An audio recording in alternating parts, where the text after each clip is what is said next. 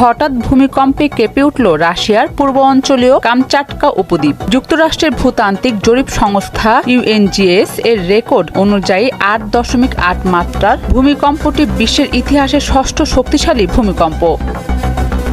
শক্তিশালী এই ভূমিকম্পটির উপস্থিতিস্থল পেট্রোপাভলোভস্ক কামচাটস্কি শহর থেকে 119 কিলোমিটার দক্ষিণ পূর্বে এবং ভূপৃষ্ঠে 19.3 কিলোমিটার গভীরে। মূল ভূমিকম্পের পরপরই 6.9 ও 6.3 মাত্রার দুটি আফটার শক রেকর্ড করা হয়েছে।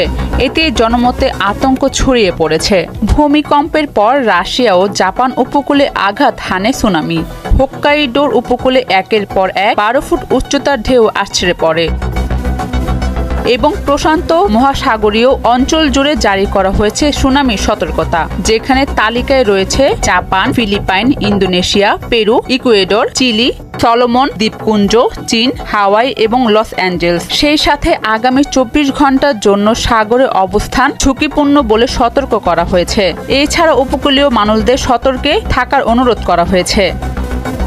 রেকর্ড অনুযায়ী সবচেয়ে শক্তিশালী ভূমিকম্প ছিল 2011 সালে জাপানে, যার মাত্রা ছিল 9। কামচাটকা ভূমিকম্প তার কাছাকাছি।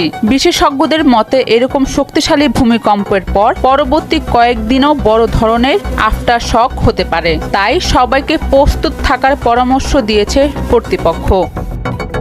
বিশেষজ্ঞদের মতে এরকম শক্তিশালী ভূমিকম্পের পর পরবর্তী কয়েকদিনও বড় ধরনের আফটার শক হতে পারে, তাই সবাইকে প্রস্তুত থাকার পরামর্শ দিয়েছে সংশ্লিষ্ট কর্তৃপক্ষ।